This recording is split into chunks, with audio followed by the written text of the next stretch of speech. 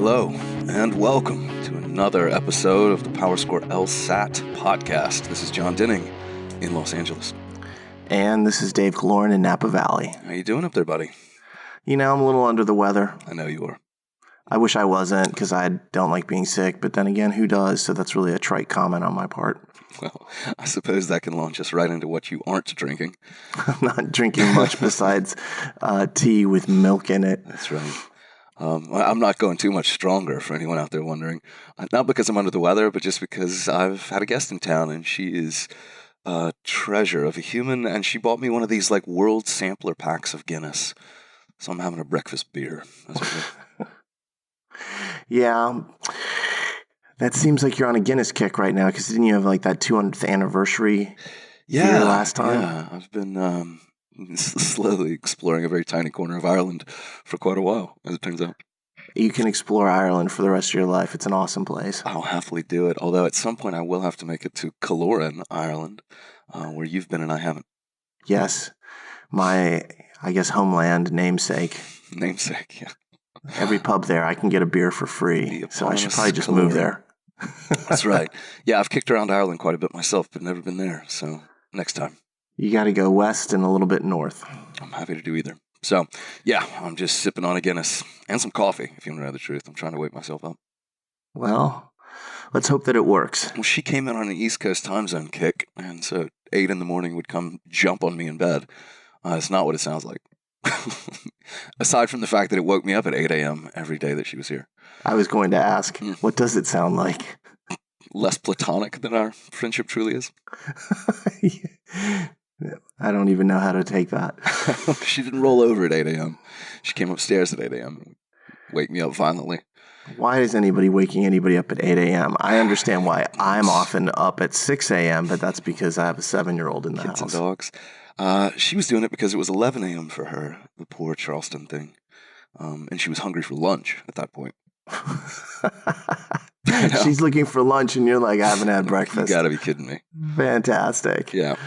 But aside from that, she is a gem of a human, and I love her so much. I'm glad she was here. Well, when you guys get married, I'm also glad she kids, left. She's probably going to be like my first and third divorce. Well, you know, just use first, third, fifth. Yeah. Why stop there? I mean, come on. Yeah. As she slowly takes half of my stuff at least twice. Doesn't sound that slow to me. That's right. She's taking half of it right out of the gate. She can have it. She's worth it. She's the best. I'll see her next week, actually. I'm going to stay with her a couple nights when I'm in Charleston. My only payback is to keep her up too late. Well, the next time we record, you'll be in Charleston, South Carolina. That's the plan. Yeah, that's the plan. I'm headed east Monday. Do a couple days with family if they'll still have me, and then Charleston for like a week. One of the truly great towns in this country that is, I would say it's a hidden gem, but it's become so well known now as like one of the best places to visit. Yeah. I don't know how hidden it is any longer. I love that you use that word. Because I've actually spent the last couple of days hanging out with some of the cast members of a show that films in Charleston called The Righteous Gemstones. Arguably the best thing on television this year. You know, we can debate that because... we're fans of other things. But yeah, there's a lot of different shows that I like, even though I don't watch a tremendous amount of television. And I did like parts of The Righteous Gemstones. It's actually the first time I've liked John Goodman in almost anything in like a decade. Yeah, I know you're not a fan. I've always found that strange. Yeah, he's just not that good, but he was actually great in The Righteous Gemstones. And I actually thought that the entire premise of it was really fascinating. That kind of stuff really interests me. I didn't love okay, we're going to rob him from inside. And this is a spoiler if you haven't watched it. Sorry. Dave ruins the central premise. Messed up. But the first season's already over, so if you haven't watched it, it's your fault, not mine. Yeah, that's true. It's not like I'm ruining the end of The Watchmen or something like that for somebody. Fair. But either way, that kind of like the whole crime caper. I once had a writing teacher in college who was like, when you see a lot of people writing, they'll start writing these very complex character studies. And then when they don't have any further ideas, something happens with a gun. Chekhov's. And there's always as it a were. crime and something's occurring that way. And that's how you know that there's like, they just didn't have a better idea. And so when I saw that in that TV series, my thought was, come on, man, you could do such an amazing like focus on the type of people that we're talking about and the characterization of how they operate in their world, which is obviously an unusual one. Why not just leave it at that? Why do we have to have we're going to blackmail, rob you, whatever, cars hitting, people getting thrown in swamps? I don't know. That's a good question. I don't have the answer. I do have the people to ask, though, of the guy who plays Keith on that show, the kind of sidekick to the youngest sibling, has become kind of a buddy, and he's tremendous. His name's Tony Cavallero, if anyone wants to look him up and be astonished by his and his even more amazing wife's talent. Her name's Annie, and she's great, too. They have their own podcast. I encourage you to listen to it. I saw him play last night with the Groundlings troupe here in L.A., an improv thing they did. And I've told you, you know this already, I was just staggered by the amount of cleverness on that stage. I didn't realize that was who you were hanging out with. Yeah. That's even more awesome because he's a great, great character on that show. He's a great character actor, period. He also played Ozzy Osbourne, I would say arguably the best character in the recent Motley Crue movie. The Dirt, I think is what it was. Yeah. It's based on the autobiography they all wrote. Yeah. They all quote wrote. They all did. Yeah, you can thank Neil Strauss for that one, but sure. Although I'm pretty sure Tommy Lee's chapters. I'm pretty sure Tommy Lee wrote his chapters. He's pretty intelligent. Well, that's going to stand for further debate. But anyway, yeah, that's been my interesting week, eventful week. All right. Not terribly productive week. But so no, I noticed. Shut up. You have actually been shouldering the load. I appreciate it. Sometimes you have to. And then allergies have just crushed me. Yeah. And I'm actually not sick. When I say under the weather, it's just the allergies up here are so bad. They just blew me away in the middle of the week. So watch this segue. Ready? Mm-hmm. So in the same way that allergies have wrecked your life, what's LSAC been up to? Makeups are wrecking their lives. So despite the fact that we're drinking tea on one part of the country and Guinness in another, since we're going to talk about the November LSAT makeup tests and just kind of what's been happening, the song that we've chosen is a song by Ladytron. If you don't know who they are, they're a pretty cool kind of like electro synth band from England that I've kind of followed for years. They're actually playing in Berkeley here in 2 nights. I think I'm going to go see them then. Yeah, they're new to me, but I appreciate, as always, you turning me on to something new, buddy. Yeah, this song is really cool. It's called Destroy Everything You Touch, which we felt was particularly apropos after what's happened here in early December. And so let's just talk about these November LSAT makeups. And I'll start off with a caveat here, which is this. We're going to talk about what happened and share kind of like what's going on. And a lot of it is finally shaken out, but I think it was a very bumpy road here. And as I said in our last podcast, I know from talking to people at LSAC, they don't want this. This is the last thing on earth that they want to see. So when you are looking at what's occurring here, it's bad, but at the same time, it's not intentionally bad. They're not out there like laughing in some dark room over people's problems. No, I feel if anything, they're probably a little self-conscious about some of this. I can't imagine they're looking at themselves in the mirror right now and feeling good. They're trying to fix it. Yeah. It's just that the problem is so complex and complicated that I believe that it's just a real challenge. From an administrative, logistical standpoint, they didn't see it coming, and everything came together in a perfect storm. And unfortunately, that perfect storm ended up just smashing down on students. So let's kind of go through what happened. Let's start off with I don't want to do a lengthy recap because I know we all know what happened. Yeah. But the November LSAT, which is what we're still talking about here in the middle of December, was originally scheduled for November 25th. Right. The Monday of Thanksgiving week, which I think was a mistake. We all understand that in hindsight. And we know there were a bunch of problems. If you're interested in what those problems were, go listen to our last podcast.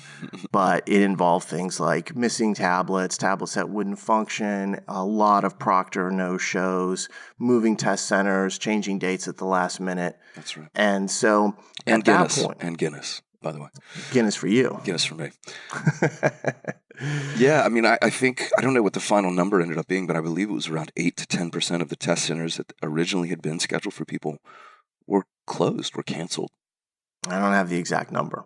Well, I know it was at least like 6% because they announced that, and then more issues arose on the day, so it rose. That's just a staggering percentage in my opinion. We talk again, I won't get back into it. It's a lot, but they did actually explain why that was the case.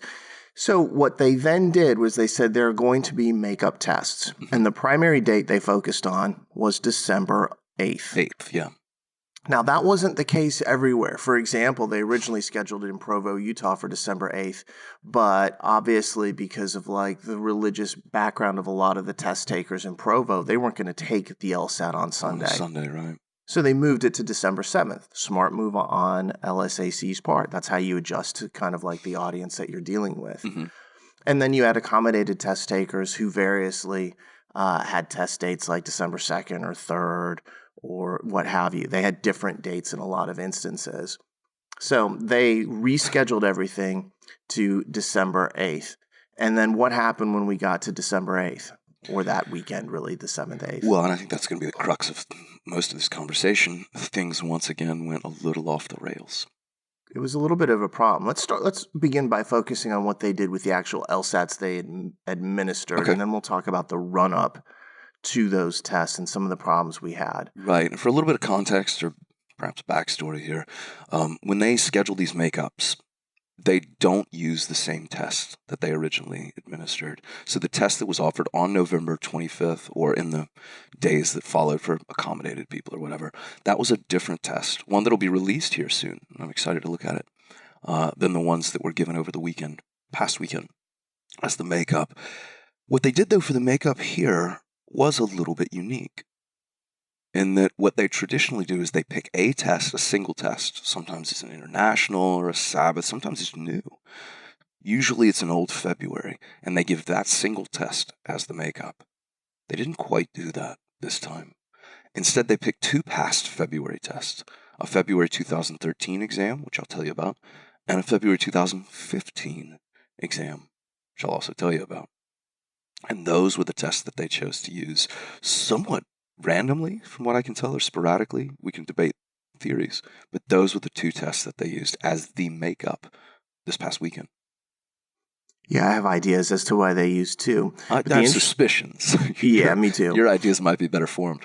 I don't know. We'll have to find out about that. But the interesting thing is when you go to take those makeups, they're typically on paper. And they were. So you go back from here I have prepared for digital, and now all of a sudden it's paper again. I don't love that. I don't think it's fair. I don't think it's fair at all. Especially knowing now at this point, people have been preparing for the digital test for 6 months, really. And they suddenly have to shift back into number 2 pencil mode? That's not cool. I mean, obviously, it should be fairly easy to do that. People have been studying with paper and pencil their entire life. But if you expect the test in one format and you've been promised it in that format and then all of a sudden it's given to you in a different one, I consider that a disadvantage.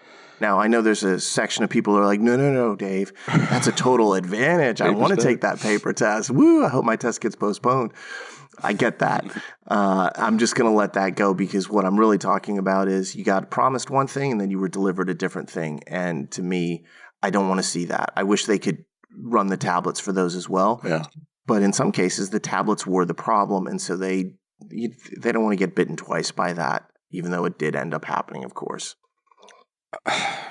This would have been, the 5th tablet administration had they been able to pull off the makeups on tablet, and they still don't feel confident enough to do it. I think I'm probably going to be a little bit more of the bad cop in this conversation, tonally, but I really am disappointed in this, man.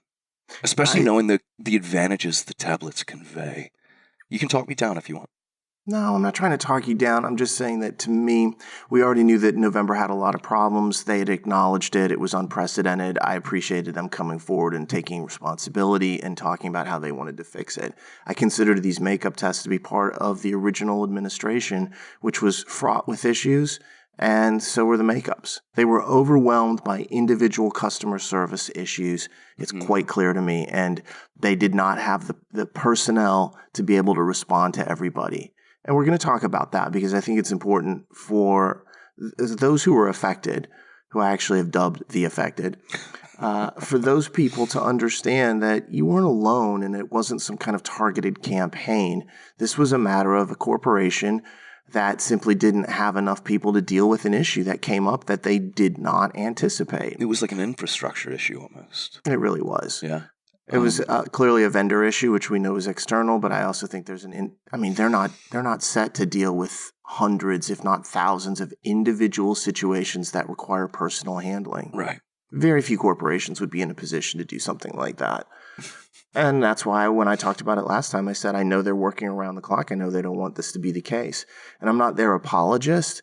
I just have a certain degree of insight into what they've been doing that's probably greater than pretty much anyone else's at this point. You definitely do. I caught a little bit of heat. I told you this the other day on Reddit. I used the word generous about the way that they were handling this makeup. And I'll elaborate on that as we go. People are like, you got to be kidding me that you would even give them a compliment. And I'm like, look, they're not villains in this. No, they're people. Yeah. They want this to work as much as anybody else does. Who wants problems in their life? Okay, drama queens. But, aside from those types of individuals who are like, I love drama, it's so fun. All of my friend Liz's ex-boyfriends, apparently. But aside from that. I don't know Liz. Maybe she, You really should. You really should. She's a remarkable treasure. Jeez, you are are you in love? I'm smitten with her inside and out. Because she's just doesn't sound she's right, just a dude. treat. No. It'd be a murder-suicide. I'm not sure for this direction. God, you're really taking it way too far. Okay, maybe. No, she's great. But back to this. This is not a case of maliciousness. It's a case of the first word that sprung to mind was incompetence, but I also think that's probably too cruel. That's just mishandling. It's circumstances, it's lack of foresight, it's, being unawares of the scope of what could happen. They've only been doing this for 70 years. And I mean, they only have one product. No wonder they can't get it right. They do have more than one product, by the way. Well, I know. Okay. This isn't even the only test they administer, so... but there's all sorts of different things. We're not going to get into a discussion of their structure. Anyway, why did it happen? I mostly was external. Yeah. A good portion of it was, I think there's different aspects. The problems that originally caused all this, a lot of them were external, a lot of them were systemic. When you try to have this many LSATs and they follow each other this quickly, you're going to have problems. Yeah. The issue is that once the problems occurred, the number of individuals affected was so great that trying to handle each one on a case-by-case basis, which is what they had to do, was beyond their capacity. And you can say, well, to me, that's an all-hands-on-deck situation, and I think we saw that with them. I know that the president of LSAC was calling individual students to talk to them. I mean, if the president's out there doing it, that's telling you that they're taking it seriously. So, again, I think they did pull all hands on deck. The problem is it's just really tough to know. Sometimes they're sitting there and I don't know where to schedule somebody. I don't know if there's going to be a proctor there. I don't want to schedule that person for a test in 5 days when I don't have anyone to cover it. Right. So I'm going to not call them back yet. And this is where communication becomes such a big deal. And again, I don't want to rehash this. Last time we talked about it, I want them to get out in front of the communication, embrace problems. When there's an issue inside your company or something wrong has occurred, Jon, you and I have done this on the occasions that it's happened. We get out and we're let us help you. We're going to help fix this, and we're going to take care of the problem until it's solved. Yeah, that's when you literally become as visible as possible. Yeah. When things are going well, you can disappear, but when things are problematic, you need to step up and take command of the situation and solve the issue. And I think they did that internally, but they didn't do it from a communication standpoint, and that's where the real problem is, because communication fixes so many problems that we have in the world. That's pretty well summed up. Let me do this. Let me just knock out these 2 tests really quickly, so that those who did test this past week and are a little bit maybe confused or curious about what they saw, will have a little more insight. Let me start with February 2013. What has become more or less the default reuse of these past February exams. I think this was the 10th large-scale reuse of this test, something like that. Yeah, in the last like 8 years. Yeah, but I 6 think it was years. the 4th or the 5th time they used it in 2019. Jeez. I can give you some of the numbers if you want. This is a little bit inside baseball, but well, that is what we do. They used this test. I'll run through it really, really quickly. They used this test in September of 2019 for test center cancellations on 2 separate days, the 5th and the 6th of October this year. They used it for test center cancellations in July of this year. They used it for the March Sabbath test this year. They used it for the January makeup tests offered February 23rd this year. And then, not to go too much further back, but they used it as the November 2018 makeup given on December 1st of last year. And then they used it as a partial reuse, obviously, for November here. They love this test.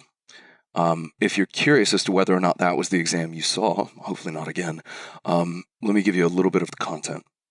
The games, very briefly, included things like office employees, managers, hires, recent hires, book purchases. I think those are the 2 standout games.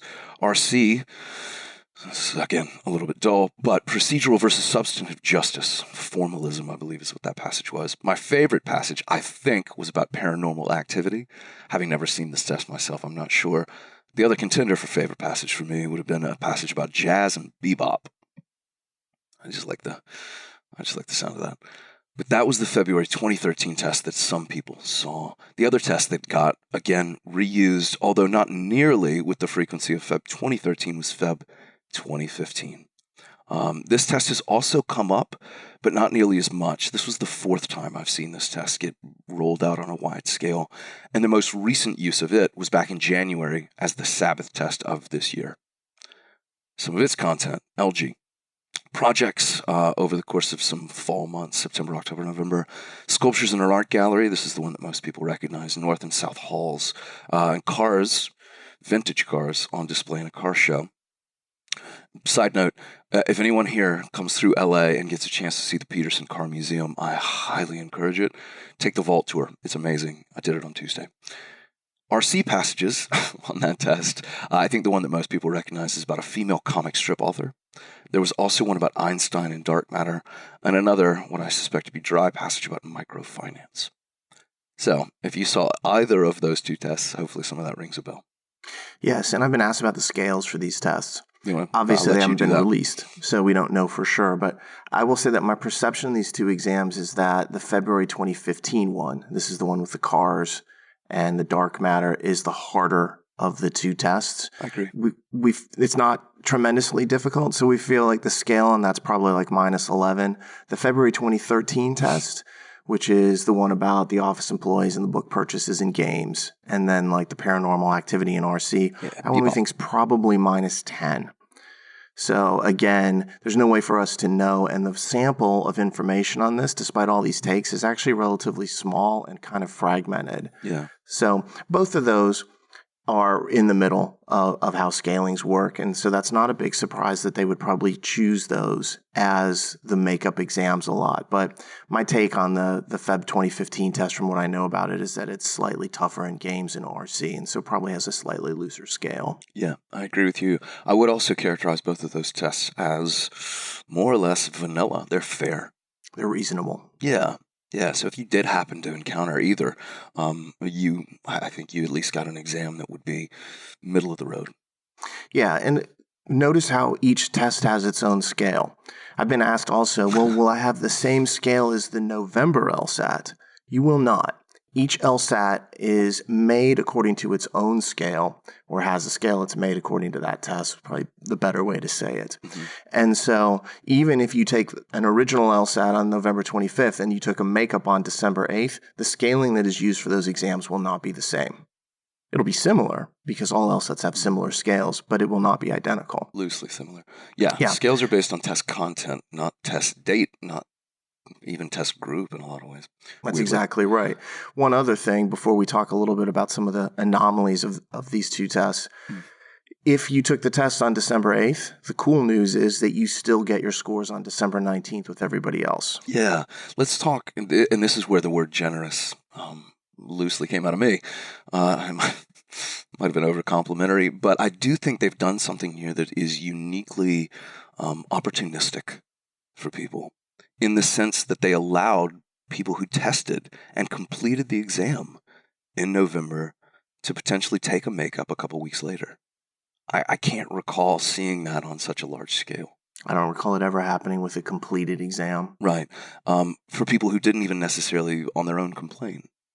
So certain test centers that maybe saw issues, whether they were noise issues or delays, like, oh, God, we had to wait 3 hours before this thing got going.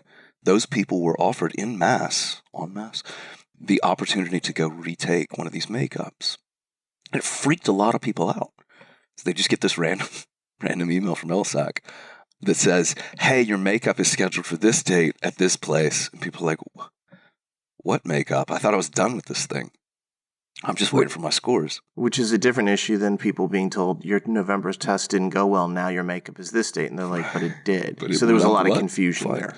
Yeah, a ton of confusion.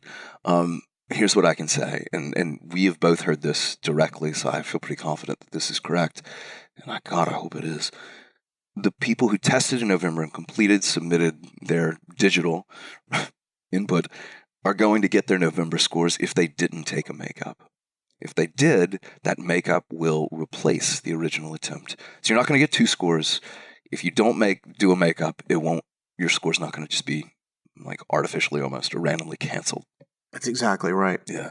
Now, the one thing that we haven't talked about those makeup tests was the idea that, once again, because these are older exams that are in paper, and therefore the experimental section has been previously fixed in there. Yeah. What do you think we saw again? Well, most famously, infamously, that February 2013 is the test where the virus game was. We saw experimental sections that contained questions that have already been released on later LSATs, including the September 2016 virus game. Yep. Which is a clear indication in the middle of the test. Whoops, this is the experimental, because they're not going to score something that's already been released to the public. Precisely, yeah. So if you saw something on either of those makeups that you happen to have done before or recognized, it didn't count. Yeah, and I had this happen with logical reasoning. It wasn't just logic games. Somebody wrote in and they were like, I just went and looked at prep test 74, and one of my LR sections was from that. Are they going to score it? I'm like, I wish, but they are not. So that's a spooky moment, man. That deja vu that you would clearly get of like, am I losing my mind? Am I hallucinating? I've done these questions. Yeah, we talked about this last time. Is it positive or negative? I think it's a big positive, because as soon as you start recognizing questions, you should know this will not be scored. Maybe I must harbor more paranoia or something, or self-doubt, because I would see that and be like, something's gone haywire in my brain. Which I mean, shut up. In the multiverse, you've crossed over to a different one. Yeah. We can agree on that in principle, but in practice, this would actually really freak me out. Yeah, I understand that. So I take it as more of a positive. You don't like the darkness that it involves. I don't like anything happening on this test that catches me off guard. Period. It's a second-guessing situation. You don't want to be second-guessing yourself. Yeah, that's right. So that would make me deeply question things. Although knowing now enough, what I know now, knowing that they do this at times, I think I could probably reconcile it, just with what has become strangely historical. But if I'm a student, it would, I think, unsettle me. I think there's a lot of unsettlement as far as the students. And I think looking at the way the test was administered itself, the biggest problem was how individuals seemed to be affected by the uncertainty as things were leading up to this. Because if you listen to what we've said so far, it sounds like, well, this is a pretty normal makeup. They used a makeup test that they've used before. That's not that big of a deal. It's not optimal, but there's nothing weird. The problem is that for a lot of people, they didn't know. They didn't know when they were taking their test. They were uncertain as to whether or not their original score had been kept or canceled. Yeah. And when they called LSAC to ask them these questions, they often didn't get an answer. There's some real, and I use this word with intent, horror stories of how people were dealt with or not dealt with. Yeah. You know, I saw the phrase, I got ghosted by LSAC Ghosted. Yeah. more than 5 to 8 times in the last couple of weeks. And dude, when you've paid the kind of money that people pay for this test and it's this important in your life, you don't want to hear the word ghosted in association with that relationship. All right. No. That is just plain weird to me that would happen. But it happens so frequently that it bears discussion. And Yeah. I don't, like I've said before, I don't love conveying this, but the truth of the matter is a lot of people would be like, I seem to be the only one. I'm like, you're not the only one. I'm hearing from dozens and dozens of people. And if I'm hearing from dozens, you know there's many more out there who've been affected negatively. Oh, yeah, So, it's a tiny fraction, which is terrifying. it's a self-selecting sample who's going to actually write me and be like, you can't believe what I'm dealing with. And like I said, you've been kind of Atlas through the early parts of this week, shouldering the real load here because I've been otherwise occupied. But I do want to, both of us, I think, have dealt with enough students that we should share some of these stories. Before we move into that, which is coming right now, very quickly, if you took November and completed the test and didn't take a makeup, you're covered. You're good. Those scores are coming out as planned.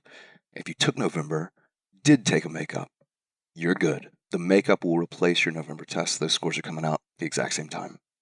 If somehow you didn't take November and you took a makeup, you're good. Those scores are coming out the same way too.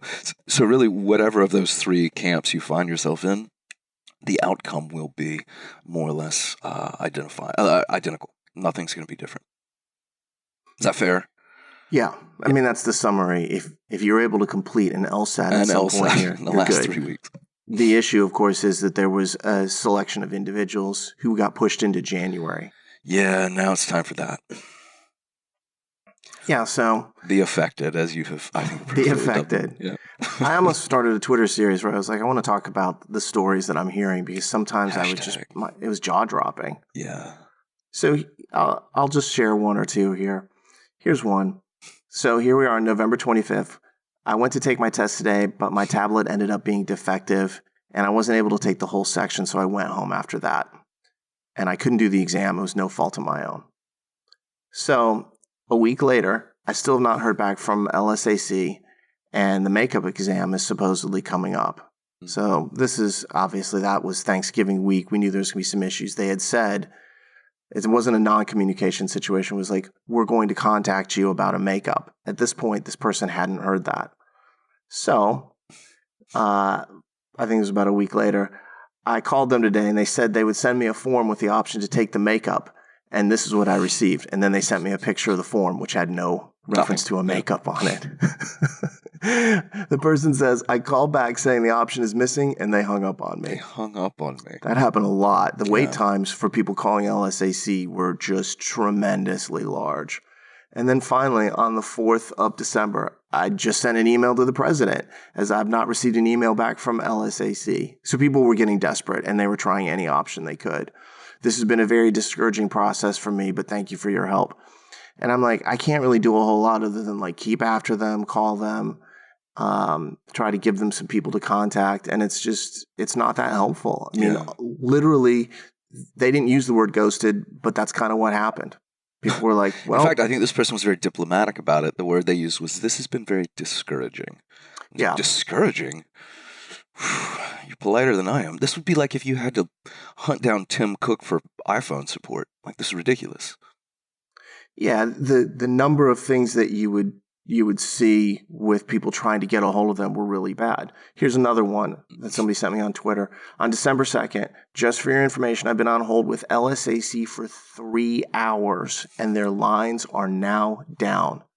I'm trying to call on 2 other phones, but I'm getting nothing. I had tablet issues on November 25th and been told by several representatives on the phone that a supervisor will, quote, review my case and contact me, close quote, about getting into the December 8th retake, but I haven't received any communications.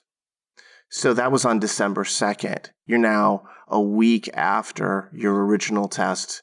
And less than a week before potentially testing again. Yeah. And you're sitting in complete uncertainty. Imagine the frustration. You want to go into these tests feeling calm and confident and cool and collected. This is the exact opposite of that. So here's a rescheduler from Twitter. My test was rescheduled for December 3rd. No one showed up to the testing center. We were told the test had been canceled. Since then, I've called LSAC a number of times, only for them to tell me they will email me with a new date. So this person had a rescheduled exam. They went to the rescheduled exam, and what happened? Nothing. 0 for 2.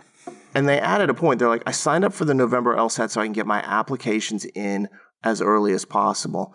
And if I have to wait until January, it's really going to affect my chance of applying early. And that's factually true. I don't know what to do.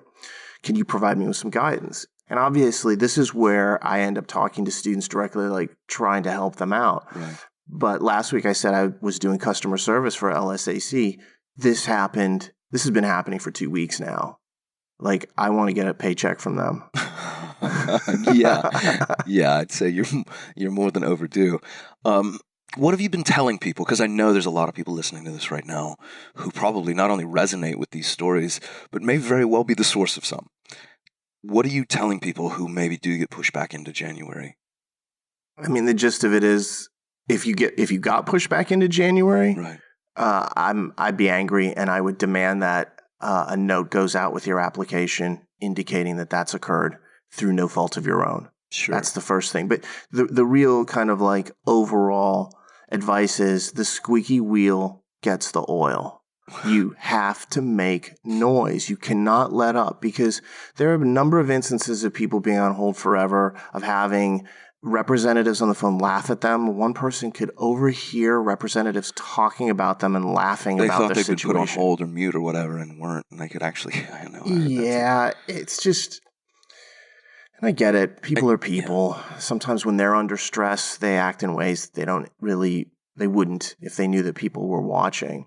But I always say this: don't be quiet about it, and don't just accept, I'll call you back. Be like, no, we need to resolve this now. This is my life. Right. This test is going to have a big impact on my future. This uncertainty is adversely affecting me. I am not going to be silent. I want a supervisor. I want an executive. I want to go up the chain. Yeah, be insistent, be persistent, despite the fact that sometimes this feels a bit like an oil embargo. Maybe, but you really have to be low on oil. You've got to be Karen who wants to speak to the manager. There you go. You need to cut your hair short and get crazy on these people. You got to get your yelling voice out. Yeah, this is a good time for megaphones. What I have been telling people about the January is, yeah, it's inconvenient. It is something of a setback. But it's probably not quite as severe, big picture, long term, as you might think that it is. That isn't to say that you deserve any less in terms of like reparations. It is simply to say that every school that I'm aware of will take the January test. And given that this has affected so many people now, I think we're actually going to see this have an impact on the admissions cycle itself. I think schools are broadly aware of the fact that things are getting screwed up. We know they've already adjusted the writing sample policy, for instance, because they couldn't get that right. Yeah. I think schools are out there looking at this right now like, guys, give us our applicants. You're killing me here. 10% of the people we want can't even submit scores. That kind of thing. So I think you're going to see schools start to become even more lenient. The big negative with that is that schools have historically been obtuse to the process. They just think about the LSAT as going on. They don't really care about it. And so this is going to be the first time that they're going to hear things like this. Yeah. We've had problems. We've had technical issues. We've had delays. It's affecting what's occurring. We're making policy changes. And sometimes it worries me about how fast law schools will wake up to the fact that things aren't normal. Right. And we might need to make an adjustment to that. The visibility of this is unprecedented, in my opinion. This is on a scale and a scope and a certain volume level. I don't even mean volume in terms of test taker number. I mean volume like the decibel level of this. Oh, yeah. It's percolating up to the law schools at this particular point. That's the way to say it. So, yeah, I think schools are probably a little more attuned to this than they typically would have been.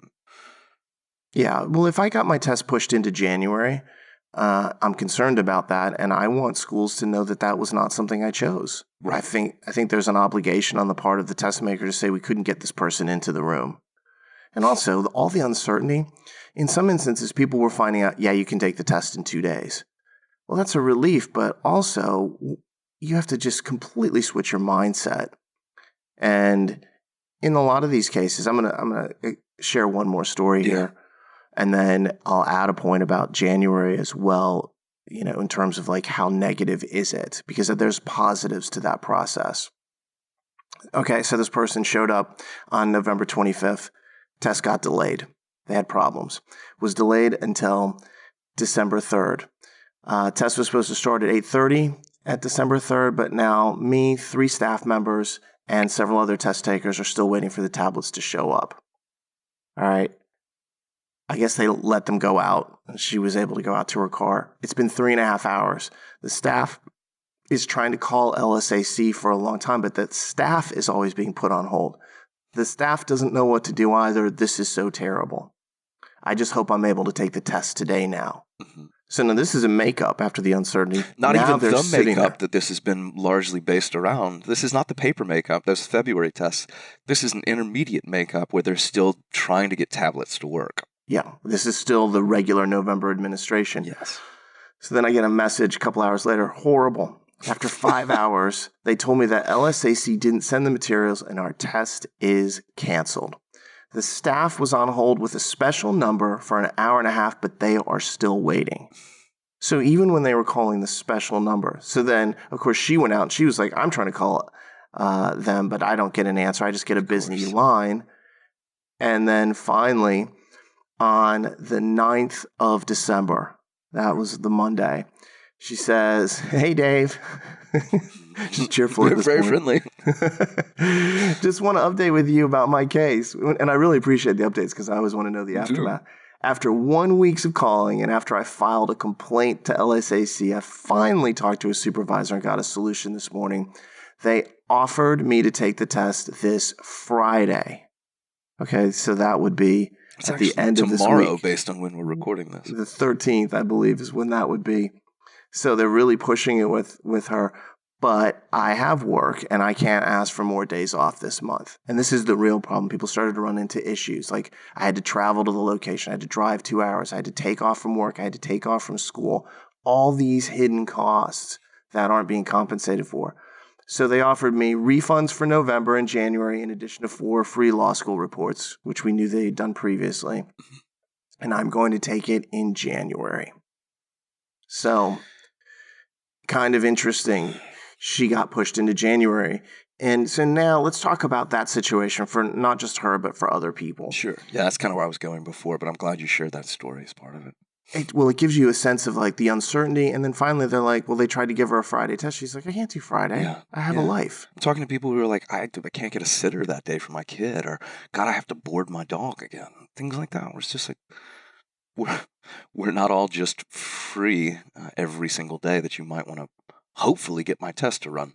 And that seems to be a theme this year of like, well, let's do this. And it's like, I'm sorry, I'm living here. I can't just do that. I can't just fly back. That's right, Randall Pink Floyd. I thought you were going to do McConaughey. Got to be living, Livin. Livin, all right. That's the best quote in a movie in history. Anyway, we could spend 20 minutes on Dazed and Confused. Let's not. 20. What happens to these people in January? Anyway, so if you get pushed back to January, there is the fact that law schools use a rolling admissions process and you've been pushed backwards. This is why I think it's important for schools to understand that your application has been delayed through no fault of your own, if that's the case. However, the way to approach this mentally is to say, all right, what happened in November was terrible. That was just the worst possible situation. I'm going to once again go in towards January and I'm going to say, I now have an extra month of studying and just look at that as a pure positive. I can get more information. I can be better prepared. I can take more tests. I can be more focused. And then as we've talked about before, you go into January hoping for the best, prepared for the minor delays. We hope that these issues don't come up. They've got time to fix them now. Let's hope that they can work their way through all these problems. It'll be a smaller test, all those kinds of things we talked about previously. And you try to use it as a positive. And the reason that works is very simple. Despite the fact that rolling admissions is a real thing and that all things being equal, if you apply earlier, it is better. Sure. It has also been proven repeatedly that if you, in a typical cycle, apply later with a higher LSAT score, your outcomes are usually better. To put a slightly different spin on it, although one I think that's in accordance, if the extra month of study leads you to improve even 1 or 2 points, which in all reality it should, you're actually better off taking the test in January. Yes. I once listened to the former dean of admissions at Penn, obviously top-rated school, T14, talk about this. And the question had been posed to him, should I take it in January or should I take it earlier? And he said, in fact, at that point, it was a February test that he was talking about. He goes, if you can raise your score 1 point, I'd do it. Yep. I would take it later. And then he kind of added up. He said, and that's even kind of like more especially true if you are just under the median. He's like, getting to the median at our school and almost every school is critically important. Yeah. He's like, I'd much rather see somebody come in later with a median score than to come in early with a lower score.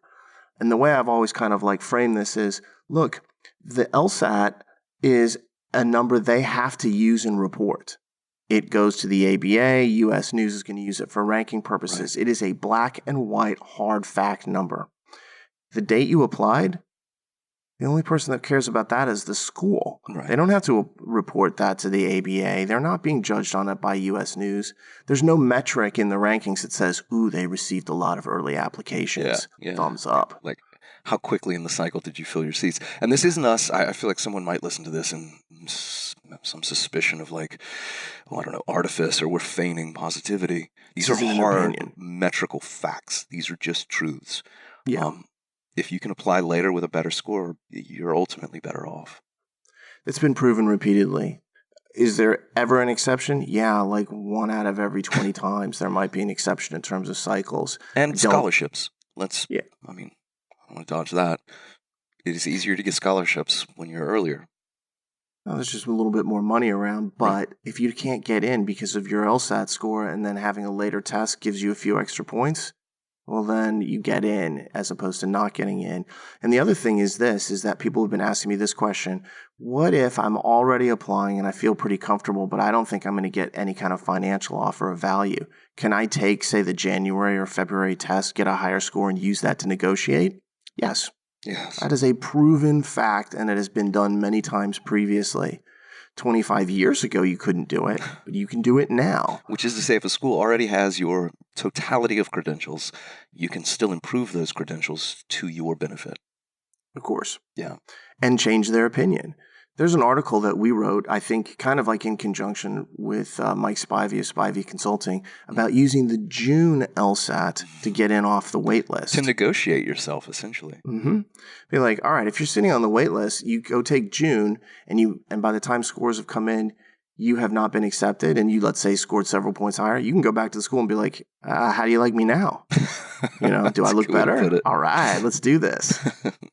Or go back to a school and say, I know you've accepted me. I know you've offered me $15,000 a year in financials, but I just posted an LSAT score that's 3 points higher. Can you improve that offer? Because I'm obviously looking around. This is like going to the high school dance. I was thinking she's all that the makeover. That's some movie, shame man. on me. I'm embarrassed. No, you shouldn't. That's a great film. That's the reference that was running through my head just now. That's, little Freddie Prinze star turn there. Anyway, yes, that's exactly what it is. Sorry to cut you off, but... No. But that's really what it is. You're going to this dance, but you didn't arrive with the date. You didn't walk in and be like, Harvard's my date. You walked in and you're like, who can I dance with? And so as you get to that high school dance, don't ever feel bad about getting the best deal for yourself. Sure. You can still leave with the quarterback. Yeah, we've talked about this elsewhere in terms of the options, but the truth of the matter is, just because a school's accepted you, that's not the end of the line. You can continue to improve your position and then turn around and say to them, now look at me. I am the, I can't remember what her name is, the head of She's All That. Oh, I'm not going to. I can see her face. I can too. Yeah, but either way. She was an unlikely candidate to need a makeover. It's a beautiful person. Well, that's Hollywood, man. Right. Let us take a beautiful girl. Yeah, let's make her frumpy for a minute. No, that girl's gorgeous. Anyway, Yeah, it's funny. I had two tutoring students last year, both of whom I think serve in a way as like really revealing test cases for this. One of whom uh, negotiated her way into Harvard, and that seems almost like she gamed it. She deserves to be there, but Harvard was giving her a hard time. She was waitlisted, and she's like, "Look, this school's over here. I'm getting a lot of looks." And Harvard gave her a 24-hour window where they're like, "Say yes in the next day, and we'll take you." She's like, "All right." This was after she'd improved her position. Yes, Yeah. but she had improved her score and then started to use other acceptances and opportunities to really climb the ladder. The other student was the daughter of an admissions committee member at the University of Texas, Austin. And I asked her this question point blank. Knowing your dad and his position here, when do they stop looking at things? And she goes, "You know what? I'll ask him." And she came back the next session. She goes, "I asked him." He said, the week classes start. And I was like, "Wait, you mean to tell me that they're literally reviewing admissions, resumes or applications from people?" She goes, yeah, until classes start, which isn't June. It's not even July. You're talking like August, September. That's how late into the cycle they're still trying to make sure they have the right group there. Well, if you're a sports fan and you think about soccer or really world football, to me it's like a transfer window. If the transfer window is ending in a couple days, and transfers are when players move from team to team, are you like, well, it's a couple days away, so we're going to stop and just get ready for the season? Right. No, you continue to seek the best possible players all the way up until the last minute, to the fact that in professional world football, soccer, you have stories of messages arriving like 20 seconds late. Yeah, like cancel the 11th hour transfer signings and stuff for sure. And then also stories of it showing up like 1 minute, before the deadline. And so the transfer went through. Law schools are the same way. They don't just be like, okay, classes start in a week. We're just going to chill out now. Or they start in a month. They're like, no, they're working frantically to say, let's get the best possible class. So anyway, that kind of got off tangentially, but it does actually It's taking you a long way to make a small point, which is simply to say that January is going to be just fine if you can improve your station. I will say this, it may be a small point, but it's a big issue because outside of problems with the November test, which has been clearly the number one issue that I've dealt with in the last month, the number two question that I keep getting is, what happens if I take the test in January? How bad is it? I'm like, it's not really even bad depending on how you perform. Go out and do better, use that time wisely. This could be a huge boon to not just your admissions chances, but your financial aid offers as well. Absolutely. There are people who have been inadvertently delayed who are actually going to be benefited by it, and they don't realize that yet, potentially, but they will be. Hey, man, you got to make lemonade when life gives you lemons. What should be another dazed quote, but I don't believe it is. It is not. But speaking of lemons, let's take a moment to remind everybody that the writing sample, the LSAT writing that you have to do at some point, even though it's no longer as urgent as previously, since they will release your scores, they're still having a lot of issues, and we strongly recommend that you try to take that as soon as possible because the stories continue to come in of, it won't work, I can't get approved, or I did it and it won't submit, it won't execute. They're saying I have a program open that I don't have open, stuff like that. Right. Schools have not made any kind of like generalized consensus on policy with this, as far as I understand. But you're better off playing it safe if you can complete the writing sample, even if it takes you a few times. Do it. Agreed. All right. Anything to add to the whole discussion? No. I mean, this was, in a way, if I can be confessional, a little meandering, but I do feel like we covered a lot of ground. Okay. Is that fair? I can accept it. Okay. You got a higher bar than I do. Reasonable. Oddly enough, I feel like the tangential point at the end might be one of the biggest takeaways from the whole discussion. Like if you're taking January or February, just keep in mind you're all right. Yeah. If you can do a little bit better, you put yourself in a much better position. Yeah. You take that away from it. Would you say they're 3 times all right? All right. Nah, my man. Even ladies. I agree with you completely. Hey, John, you still going into Houston tomorrow for those Aerosmith tickets? Hey, LSAC, can you get a test right? Be a whole lot cooler if you did. Top priority of the summer. Oh, man. It's become a dazed and confused fiesta. We're going to spiral. Let's wrap it up. Let's wrap it up. We hope you enjoyed this episode. If you get a chance, please subscribe to this podcast on iTunes, Spotify, or YouTube, or any other place you find it in the world. Give us a rating, and if you have questions, you can send those to lsatpodcast@powerscore.com or just lsat@powerscore.com. On behalf of Jon and myself, we hope you have a fantastic week. Take care. We'll talk to you soon.